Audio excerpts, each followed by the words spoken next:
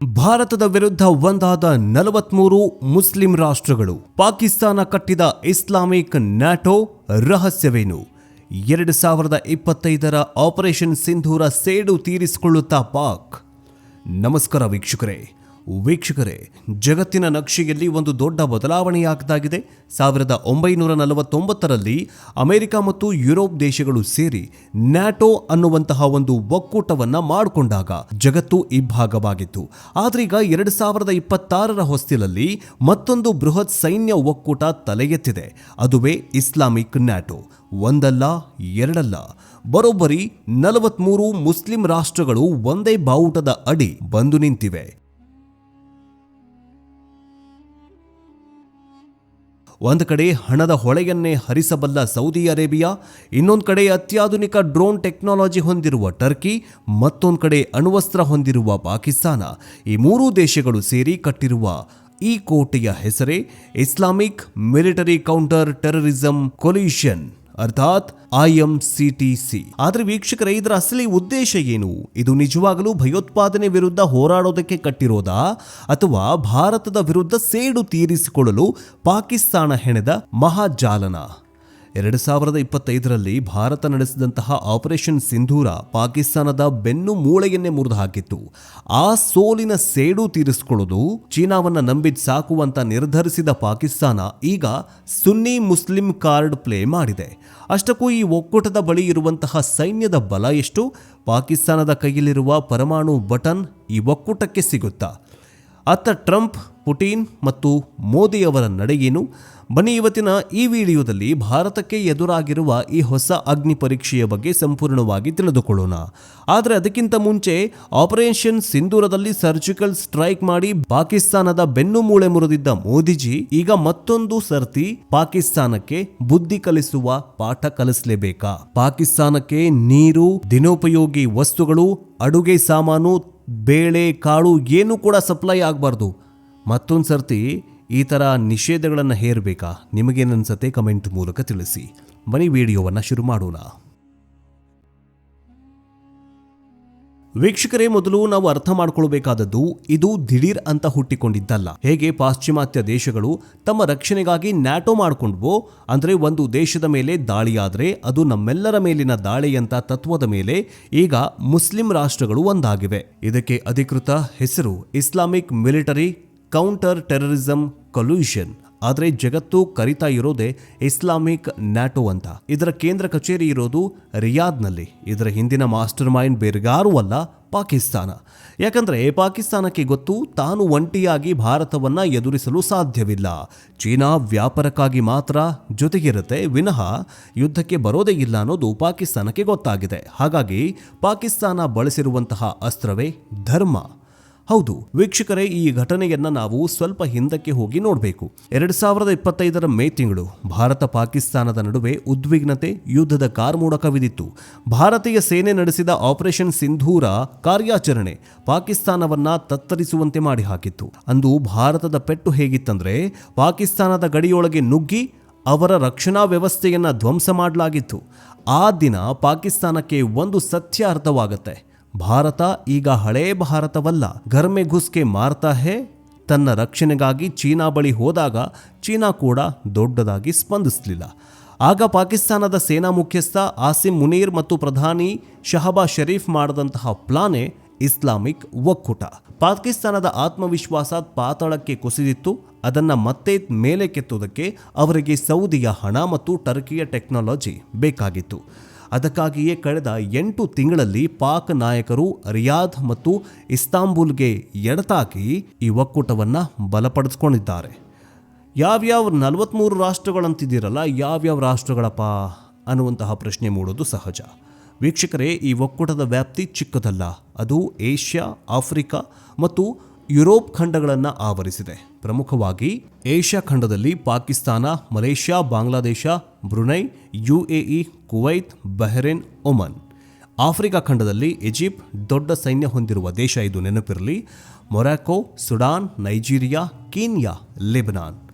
ಮತ್ತು ಯುರೋಪ್ ಖಂಡದಲ್ಲಿ ಟರ್ಕಿ, ಅಂದರೆ ನ್ಯಾನೋ ಸದಸ್ಯ ದೇಶ ಕೂಡ ಹೌದು ಇದು, ಮತ್ತು ಅಲ್ಬೇನಿಯಾ.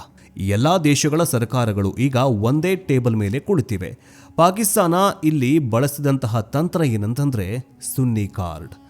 ಜಗತ್ತಿನ ಬಹುತೇಕ ಮುಸ್ಲಿಂ ರಾಷ್ಟ್ರಗಳು ಸುನ್ನಿ ಸಮುದಾಯಕ್ಕೆ ಸೇರಿವೆ. ಇರಾನ್ ಶಿಯಾ ರಾಷ್ಟ್ರವಾಗಿದ್ದರಿಂದ ಈ ಒಕ್ಕೂಟದಿಂದ ದೂರ ಇಡಲಾಗಿದೆ. ಪಾಕಿಸ್ತಾನ ಹೇಳಿದ್ದಿಷ್ಟೇ, ನಾವೆಲ್ಲರೂ ಒಂದಾಗದೆ ಹೋದರೆ ಪಶ್ಚಿಮದ ದೇಶಗಳು ಮತ್ತು ಭಾರತ ನಮ್ಮನ್ನು ಮುಗಿಸಿಬಿಡ್ತವೆ, ನಮ್ಮನ್ನು ಮಣ್ಣಲ್ಲಿ ಮಣ್ಣಂದರೆ ನಮ್ಮ ಮ್ಯಾಪನ್ನು ನಮ್ಮನ್ನು ಮುಗಿಸ್ಬಿಡ್ತಾರೆ ಅನ್ನೋದು ಪಾಕಿಸ್ತಾನ ಇಲ್ಲಿ ಮೊಟ್ಟ ಮೊದಲಿಗೆ ಅಜೆಂಡಾವನ್ನು ಸೆಟ್ ಮಾಡಿಕೊಳ್ತು. ಈ ಎಮೋಷನ್ ಬ್ಲ್ಯಾಕ್ಮೇಲ್ಗೆ 43 ರಾಷ್ಟ್ರಗಳು ಸಹಿ ಹಾಕಿವೆ. ಈ ಒಕ್ಕೂಟದಲ್ಲಿ ಎಲ್ಲರೂ ಕೂಡ ಸಮಾನರಲ್ಲ. ಇಲ್ಲಿ 3 ಮುಖ್ಯ ಪಿಲ್ಲರ್ಗಳು ಇದ್ದಾವೆ. ಒಂದು, ಸೌದಿ ಅರೇಬಿಯಾ. ಈ ಒಕ್ಕೂಟಕ್ಕೆ ಬೇಕಾದ ಕೋಟ್ಯಾಂತರ ಡಾಲರ್ ಹಣವನ್ನು ಸೌದಿ ಅರೇಬಿಯಾ ಸುರಿತಾಗಿದೆ. ತೈಲ ಸಂಪತ್ತಿನ ಹಣ ಈಗ ಶಸ್ತ್ರಾಸ್ತ್ರ ಖರೀದಿಗೆ ಬಳಕೆಯಾಗ್ತಾಗಿದೆ. ಟರ್ಕಿಯ ಬೈರಕ್ತಾರ್ ಡ್ರೋನ್ಗಳು ಈಗಾಗಲೇ ರಷ್ಯಾ ಉಕ್ರೇನ್ ಯುದ್ಧದಲ್ಲಿ ತಮ್ಮ ತಾಕತ್ತು ತೋರಿಸ್ತಾ ಇದ್ದಾವೆ. ಈ ಒಕ್ಕೂಟಕ್ಕೆ ಬೇಕಾದ ಕ್ಷಿಪಣಿ ತಂತ್ರಜ್ಞಾನ ಮತ್ತು ಡ್ರೋನ್ಗಳನ್ನು ಟರ್ಕಿ ಪೂರೈಕೆ ಮಾಡ್ತಾ ಇದೆ. ಪಾಕಿಸ್ತಾನದ ಹತ್ತಿರ ಹಣ ಇಲ್ಲದಿರಬಹುದು, ಆದರೆ ಪಾಕಿಸ್ತಾನದ ಹತ್ತಿರ ಪರಮಾಣು ಬಾಂಬ್ ಇದೆ ಮತ್ತು ಪ್ರಪಂಚದ ಅತಿದೊಡ್ಡ ಸೈನ್ಯಗಳಲ್ಲಿ ಒಂದಾಗಿದೆ ಪಾಕಿಸ್ತಾನದ ಸೈನ್ಯ. ನಮಗೆ ಹಣ ಕೊಡಿ, ನಾವು ನಿಮಗೆ ರಕ್ಷಣೆ ಮತ್ತು ಅಣ್ವಸ್ತ್ರದ ಬಲ ಕೊಡ್ತೇವೆ ಅನ್ನೋದು ಪಾಕಿಸ್ತಾನದ ಡೀಲ್ ಆಗಿದೆ. ಜಾಗತಿಕವಾಗಿ ಒಂಚೂರು ಗೊಂದಲಗಳಾಗ್ತಾ ಇದ್ದಾವೆ. ಟ್ರಂಪ್ ಮತ್ತು ಪುಟಿನ್ ನಡೆಯೂ ಕೂಡ ಗಂಭೀರವಾಗಿದೆ. ವೀಕ್ಷಕರೇ, ಇದೆಲ್ಲವನ್ನ ನೋಡ್ತಾ ಇರುವಾಗ ಜಗತ್ತಿನ ದೊಡ್ಡನ್ನ ಅಮೆರಿಕ ಏನು ಮಾಡ್ತಾ ಇದ್ದಾನೆ? ಅಮೆರಿಕದಲ್ಲಿ ಡೊನಾಲ್ಡ್ ಟ್ರಂಪ್ ಮತ್ತೆ ಅಧಿಕಾರದಲ್ಲಿದ್ದಾರೆ. ಅವರ ಅಮೆರಿಕ ಫಸ್ಟ್ ನೀತಿಯಿಂದಾಗಿ ಸಾಂಪ್ರದಾಯಿಕ ನ್ಯಾಟೋ ದುರ್ಬಲವಾಗ್ತಾ ಇದೆ. ಜರ್ಮನಿ ಈಗಾಗಲೇ ಎಚ್ಚೆತ್ತುಕೊಂಡಿದೆ. 2029ರ ವೇಳೆಗೆ ರಷ್ಯಾ ನ್ಯಾಟೋ ದೇಶಗಳ ಮೇಲೆ ದಾಳಿ ಮಾಡಬಹುದು ಅಂತ ಹೇಳಲಾಗ್ತಿದೆ. ಪುಟಿನ್ ಉಕ್ರೇನ್ ಯುದ್ಧವನ್ನು ತೀವ್ರಗೊಳಿಸ್ತಾರೆ. ಇತ್ತ ಟ್ರಂಪ್ ನನಗೆ ರಕ್ಷಣೆ ಬೇಕಾದರೆ ಹಣ ಕೊಡಿ ಅಂತ ಯುರೋಪ್ ದೇಶಗಳಿಗೆ ಹೇಳ್ತಾ ಇದ್ದಾರೆ. ಇಷ್ಟೇ ಅಲ್ಲ, ಚೀನಾ ಮೇಲೆ 100% ಟ್ಯಾಕ್ಸ್, ಭಾರತದ ಮೇಲೆ 25% ಟ್ಯಾಕ್ಸ್ ಹಾಕ್ತೀನಿ ಅಂತ ಬೆದರಿಕೆ ಬೇರೆ ಹಾಕ್ತಾ ಇದ್ದಾನೆ. ನ್ಯಾಟೋ ಮುಖ್ಯಸ್ಥ ಮಾರ್ಕ್ ರುಟ್ಟೈ ಹೇಳೋ ಪ್ರಕಾರ ಟ್ರಂಪ್ ನಡೆ ಎಷ್ಟು ಭಯಂಕರವಾಗಿದೆ ಅಂದರೆ ಮೋದಿ ಕೂಡ ಪುಟಿನ್ ಜೊತೆ ಮಾತಾಡೋಕೆ ಯೋಚನೆ ಮಾಡ್ತಾ ಇದ್ದಾರೆ. ಈಗ ಈ ಜಾಗತಿಕ ಅಸ್ಥಿರತೆಯನ್ನೇ ಬಳಸಿಕೊಂಡು ಇಸ್ಲಾಮಿಕ್ ರಾಷ್ಟ್ರಗಳು ತಮ್ಮದೇ ಆದ ಪ್ರತ್ಯೇಕ ಒಕ್ಕೂಟವನ್ನು ಕಟ್ಟಿಕೊಳ್ತಾ ಇದ್ದಾವೆ. ಅಮೆರಿಕವನ್ನು ನಂಬಿ ಪ್ರಯೋಜನ ಇಲ್ಲ ಅನ್ನೋದು ಇವರಿಗೂ ಕೂಡ ಅರ್ಥವಾಗಿದೆ. ಇನ್ನು ಭಾರತಕ್ಕೆ ನಿಜವಾದ ಅಗ್ನಿ ಪರೀಕ್ಷಣ. ಈಗ ಬರೋಣ ಮುಖ್ಯ ವಿಚಾರಕ್ಕೆ. ಇದರಿಂದ ಭಾರತಕ್ಕೇನಪಾಯ? ಸಾಮೂಹಿಕ ದಾಳಿ. ಒಂದು ವೇಳೆ ಭಾರತ ಪಾಕಿಸ್ತಾನ ಯುದ್ಧ ನಡೆದರೆ ಈ 43 ರಾಷ್ಟ್ರಗಳು ಪಾಕಿಸ್ತಾನದ ಪರವಾಗಿ ನಿಲ್ಲುವ ಅಪಾಯ ಇದೆ. 1971ರ ಯುದ್ಧದಲ್ಲಿ ಅಮೆರಿಕ ಪಾಕ್ ಪರ ಬಂದ ಹಾಗೆ ಈಗ ಈ 43 ಇಸ್ಲಾಂ ರಾಷ್ಟ್ರಗಳು ಬರಬಹುದು. ಕಾಶ್ಮೀರ ವಿಷಯ. ವಿಶ್ವಸಂಸ್ಥೆಯಲ್ಲಿ 43 ದೇಶಗಳು ಒಂದೇ ಧ್ವನಿಯಲ್ಲಿ ಕಾಶ್ಮೀರದ ವಿರುದ್ಧ ಮತ ಹಾಕಿದರೆ ಭಾರತಕ್ಕೆ ರಾಜತಾಂತ್ರಿಕ ಹಿನ್ನಡೆಯಾಗಬಹುದು. ಅಣ್ವಸ್ತ್ರ ಹಂಚಿಕೆ.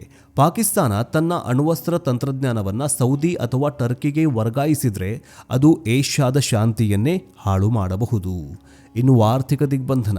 ಕೊಲ್ಲಿ ರಾಷ್ಟ್ರಗಳು ಭಾರತದ ದೊಡ್ಡ ವ್ಯಾಪಾರ ಪಾಲುದಾರರು.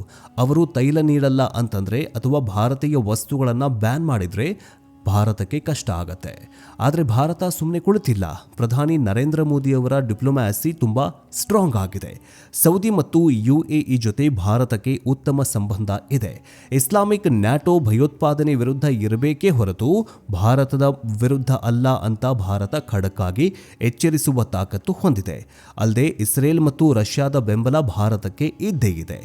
ಅಂತಿಮವಾಗಿ ಹೇಳೋದಾದರೆ ವೀಕ್ಷಕರೇ, ಪಾಕಿಸ್ತಾನದ ಈ ನಡೆ ಹತಾಶೆಯ ಪರಮಾವಧಿ. ಆಪರೇಷನ್ ಸಿಂಧೂರ ಕೊಟ್ಟ ಏಟಿನಿಂದ ಚೇತರಿಸಿಕೊಳ್ಳಲು ಅದು ಧರ್ಮದ ಹೆಸರಲ್ಲಿ ಸೈನ್ಯ ಕಟ್ಟಾಗಿದೆ. ಆದರೆ ಇತಿಹಾಸ ನೋಡಿದ್ರೆ ಇಸ್ಲಾಮಿಕ್ ರಾಷ್ಟ್ರಗಳ ಒಕ್ಕೂಟ ಯಾವತ್ತೂ ಹೆಚ್ಚು ದಿನ ಉಳಿದಿಲ್ಲ.